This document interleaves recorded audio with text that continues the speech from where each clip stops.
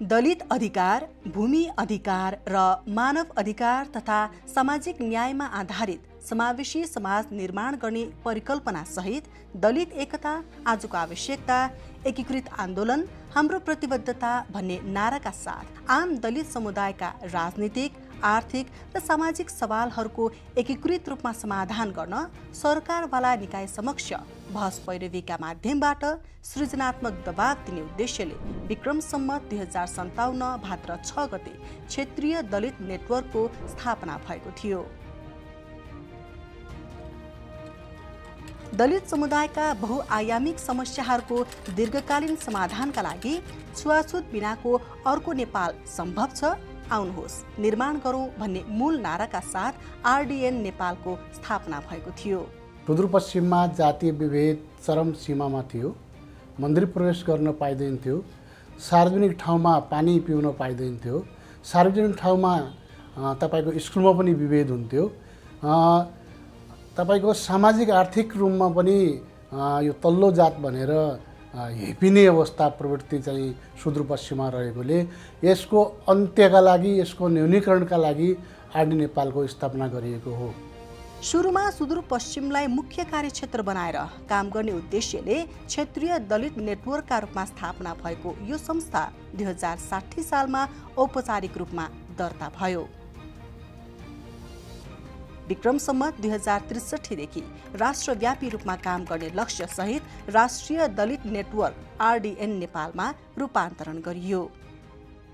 आम दलित समुदायलाई शिक्षित र संगठित गर्दै संघर्ष गर्ने रणनीतिका साथ स्थापना भएर संघर्ष गर्दै आएको आरडीएन नेपालले स्थापनाको 25 वर्षे लामो यात्रा पूरा गरेको छ र यो संघर्षमय यात्राको प्रतिफल स्वरूप दलित समुदायका अधिकार स्थापनाका लागि गौरवमय इतिहास रच्न सफल भएको छ। स्थापनाको पहिलो चरणमा अर्थात् 2057 देखि 2061 सम्मको 5 वर्ष अवधिमा आरडीएन नेपालले विभिन्न विचार तथा क्षेत्रमा छरिएर रहेका दलित अगुवाहरूलाई संगठित गर्दै उनीहरूको क्षमता विकास र विस्तारसँगै तत्कालीन सुदूर र मध्यपश्चिममा जातीय छुवाछुत र विभेद विरुद्ध चरणबद्ध रूपमा प्रचारात्मक अभियानहरू सञ्चालन गरेर दलित समुदायका सवाललाई राष्ट्रियकरण गर्न महत्त्वपूर्ण भूमिका निर्वाह गर्यो। दलित समुदायले निर्वाध रूपमा मन्दिर प्रवेश गर्न पाउनुपर्ने मागका साथ सुदूरपश्चिम सहित देशका विभिन्न स्थानमा मन्दिर प्रवेशका लागि दबावमूलक अभियानहरू सञ्चालन गर्यो। धेरै ठाउँमा कुटपिट गरे, कति ठाउँमा थुनामा पर्नु पर्यो। डोटीको शैलेश्वरीमा त अब त्यत्रो जाने, अब हामी 15-20 दिनसम्म जाने सुदूरपश्चिमका सबै मान्छे गयौँ। काठमाडौँबाट पूर्णप्रकाश यात्री, वीरेन्द्र केशरी पोखरेल, दलित आयोगका सदस्यहरू सबै गएर त्यहाँ जाने अभियान चलाइयो होइन। सिडिओले सर्वपक्षीय बैठक राखेर त्यो भित्र जाने, त्यो मन्दिरको के अरे भन्छ त्यो मूर्तिमा चाहिँ कसैले पनि पुजारी बाहेक कोही पनि जान नपाउने, त्योभन्दा बाहिर सबले जान पाउने भन्ने एउटा सहमति गरियो। योजनाहरू बनाउँदै सुदूरपश्चिमका करिब चाहिँ 32वटा मन्दिरहरू हामीले चाहिँ त्यो बेला प्रवेश गरे। पहिलो 5 वर्षको अवधिमै आरडीएन नेपालले छुवाछुत बिनाको अर्को नेपाल सम्भव छ भन्ने उद्घोषका साथ इतिहासमै पहिलो पटक दलित संसदको आयोजना गर्यो। नीति निर्माण तहमा दलित समुदायको प्रतिनिधित्व शून्य रहेको सांकेतिक विरोध स्वरूप आयोजना गरिएको दलित संसदले दलित समुदायका सवाल र समस्यालाई सरकारवाला निकाय समक्ष पुर्याउन महत्त्वपूर्ण भूमिका निर्वाह गर्यो। 25 वर्षको यात्राका क्रममा आरडीएन नेपालले दलित संसदका 12वटा संस्करणहरू आयोजना गरिसकेको छ।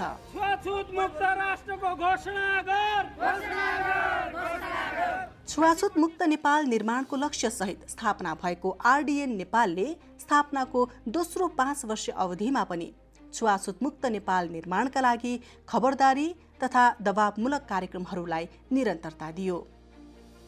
यस क्रममा मेची काली दलित अधिकार यात्रा सम्पन्न गर्यो।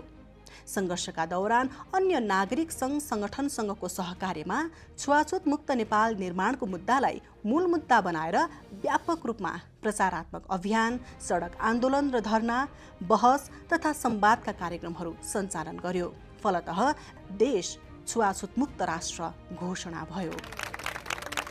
कमजोर आर्थिक अवस्था भएका दलित परिवारका बाबु बाजेले लिएको ऋण चुक्ता गर्न नाति पनाती पुस्ताले समेत जीवनभर मालिकको सेवा गर्नुपर्ने चरम विभेदकारी हलिया प्रथा सुदूरपश्चिममा जरा गाडेर बसेको थियो। आरडीएन नेपालले स्थापना कालदेखि नै यो चरम शोषणमूलक हलिया प्रथाको अन्त्यका लागि हलिया मुक्ति आन्दोलनको शङ्खघोष गर्यो। यसका लागि दबावमूलक सङ्घर्षका साथै हलिया मुक्तिका लागि विक्रम सम्वत 2064 सर्वोच्च अदालतमा रिट हालेको थियो। स्थापनाको दोस्रो 5 वर्षीय अवधिमा हलिया मुक्तिको आन्दोलनलाई अझ सशक्त रूपमा अगाडि बढायो। हलिया मुक्तिको घोषणा गर। फलतः 2065 सालमा सरकारले औपचारिक रूपमा हलिया प्रथाको अन्त्य भएको घोषणा गर्यो।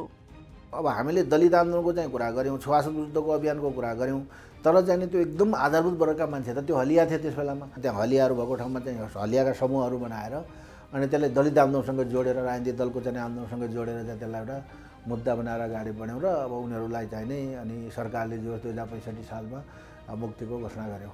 यही अवधिमा आरडीएन नेपालले दलित अधिकार दशकको अवधारणा अघि सार्दै दलित मुक्ति आन्दोलनको 10 वर्षीय रणनीतिक कार्ययोजना तयार गर्यो र योजनाबद्ध रूपमा दलित मुक्ति आन्दोलनलाई अघि बढायो। हाल सन् 2020 देखि 2030 को दलित अधिकार दशक कार्यान्वयनको चरणमा रहेको छ। विक्रम सम्वत 2062-63 को राजनीतिक परिवर्तनपछि सदियौंदेखि विभेद र शोषणको शिकार भएका दलित समुदायलाई राज्यको पुनः संरचना गर्दा क्षतिपूर्ति सहित उचित स्थान दिनुपर्ने माग सहित आरडीएन नेपालले गैर भौगोलिक संहिताको मुद्दा अगाडि सारेर श्रृङ्खलाबद्ध रूपमा बहस, पैरवी, वकालत, भेटघाट, छलफल, संवाद र सङ्घर्षका कार्यक्रम सञ्चालन गर्यो। यो अवधिमा संविधान सभाको निर्वाचनमा दलित समुदायको समानुपातिक प्रतिनिधित्वका लागि दलित निर्वाचन पर्यवेक्षण समिति गठन गरी दबावमूलक अभियान सञ्चालन गर्यो। आरडीएन नेपालले स्थापनाको समयदेखि नै माग गर्दै आएको जातीय विभेद तथा छुवाछुत विरुद्धको कसुर र सजाय ऐन 2068 यही अवधिमा पारित भई लागू भयो। विक्रम सम्वत 2064 देखि 2072 सम्म पहिलो र दोस्रो संविधान सभा अवधिभर नयाँ संविधानमा समावेश गरिनुपर्ने दलित समुदायका सवालमा बहस, पैरवी र अन्तर्संवादका श्रृङ्खलाहरू सञ्चालन गर्यो। दलित मैत्री संविधान निर्माणका लागि संयुक्त दलित सङ्घर्ष समितिको अगुवाईमा सञ्चालित आन्दोलनमा आरडीएन नेपाल प्रमुख सहजकर्ताको रूपमा रहेको थियो। यही आन्दोलनको दबावकै कारण 2072 सालमा जारी भएको संविधानमा दलित समुदायका थुप्रै अधिकारहरू पहिलो पटक मौलिक हकमा समावेश भए। राज्यका हरेक तह र निकायमा दलित समुदायको समानुपातिक प्रतिनिधित्वको संवैधानिक र कानुनी आधार तयार भयो। आरडीएन नेपालले यसको स्वागत गर्दै थप अधिकारका लागि संविधान संशोधनको माग अघि सार्यो। नयाँ संविधान जारी भइसकेपछिको अवधिमा आरडीएन नेपालले दलित मैत्री कानून निर्माणका लागि बहस, पैरवी र खबरदारी, मानव अधिकार मैत्री नमुना गाउँ अभियानका लागि एक दलित बस्ती, एक सहकारी, एक दलित परिवार, एक रोजगारी तथा एक पालिका, एक एक्टिभिस्टको अवधारणा अघि सार्यो। पश्चिम नेपालमा रहेका हलियाको जस्तै मधेसमा विभेद र शोषणको शिकार भएका हरुवा चरुवाको मुक्तिका लागि अभियान सञ्चालन गर्न सहजीकरणको भूमिका निर्वाह गर्यो। विक्रम सम्वत 2077 पछि अर्थात् संस्था स्थापनाको अन्तिम 5 वर्षीय कार्यावधिमा आरडीएन नेपालले हरुवा चरुवा मुक्ति आन्दोलनलाई थप सशक्त अभियानका रूपमा अघि बढायो। यस क्रममा राजविराजदेखि जनकपुर तथा वीरगञ्जदेखि जनकपुरसम्म 5 दिने हरुवा चरुवा पुनःस्थापना यात्राको आयोजना गर्यो। विभिन्न साझेदार सङ्घ संस्थासँगको समन्वयमा मुक्त कृषि बधुवा मजदुर तथा आवासविहीन दलित परिवारका लागि आवास निर्माण कार्यमा सहयोग, भूमिमा दलित समुदायको पहुँच स्थापनाका लागि विभिन्न प्रकारका दबावमूलक कार्यक्रमहरू सञ्चालन तथा शिक्षा, स्वास्थ्य, रोजगारी र सामाजिक सुरक्षामा दलित समुदायको अधिकार स्थापनाका लागि आन्दोलन गर्दै दलित नागरिक आन्दोलनको इतिहासमा आफ्नो उपस्थितिलाई अब्बल रूपमा प्रस्तुत गर्यो। 25 वर्षीय यात्राका दौरान आरडीएन नेपालले दलित मुक्ति आन्दोलनमा पुर्याएको योगदानका कारण संस्थाका संस्थापक अध्यक्ष गणेश विकलाई अन्तर्राष्ट्रिय स्तरको डाक्टर अम्बेडकर अवार्ड प्राप्त भएको छ। यसैगरी आरडिएन नेपाल विभिन्न समयमा दर्जनौं प्रकारका राष्ट्रिय तथा अन्तर्राष्ट्रिय संस्थाबाट समेत सम्मानित भएको छ। संस्थापक अध्यक्ष विकले सुदूरपश्चिम प्रदेश योजना आयोगको उपाध्यक्षमा नियुक्त भई कुशलतापूर्वक जिम्मेवारी निर्वाह गर्नुभयो।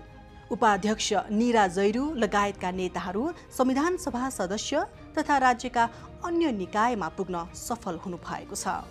यो लामो जीवन्त इतिहासका दौरान आरडिएन नेपालले जिल्ला र प्रदेश तहमा आफ्नो सञ्जाललाई विस्तार गर्दै देशका 77 वटै जिल्लामा पुग्न सफल भएको छ।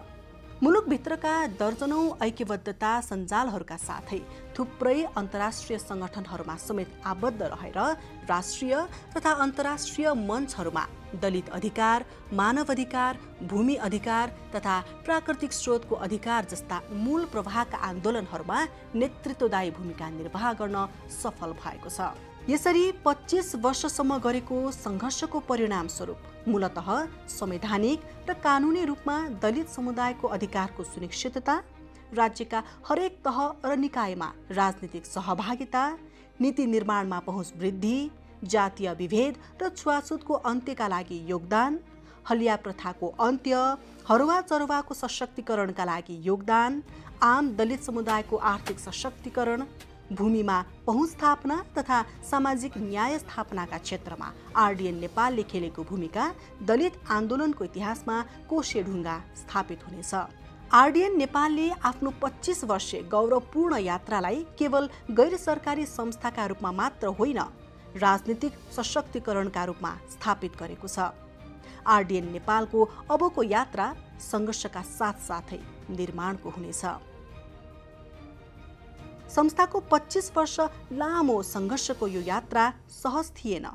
यो कठिन यात्रामा पनि संस्थालाई साथ, सहयोग र समर्थन गर्ने सरकार, कूटनीतिक नियोग, युएन एजेन्सी, राष्ट्रिय अन्तर्राष्ट्रिय विकास साझेदार संस्थाहरू तथा सम्पूर्ण शुभचिन्तकहरूमा राष्ट्रिय दलित नेटवर्क परिवार हार्दिक धन्यवाद प्रकट गर्दछ।